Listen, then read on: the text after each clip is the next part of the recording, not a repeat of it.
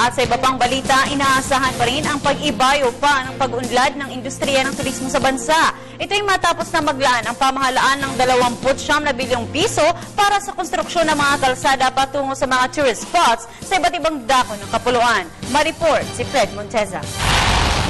Patuloy na paglakas ng turismo. Sa unang pagkakataon, naglaan ng pamahalaan ng 29 billion pesos na pondo para sa Tourism Infrastructure Program na magkokonekta sa mga tourist spots sa mga major roadways sa bansa. Dito lamang naitala ang panibagong all-time high na sa first quarter pa ay pumalo na sa 1.27 million ang mga bumisita sa bansa.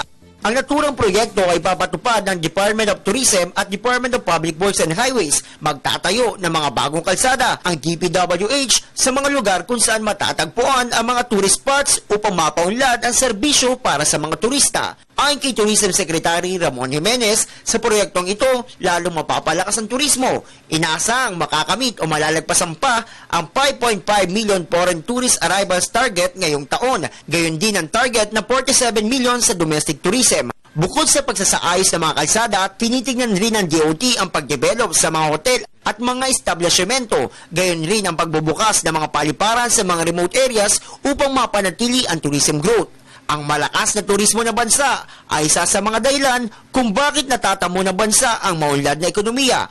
Ayon nga sa National Economic and Development Authority, sa pagbibigay ng maraming trabaho, makakaikait rin ito ng maraming mamumuhunan na susi upang makamit ang target na 7 hanggang 8% paglago sa ekonomiya hanggang sa taong 2016.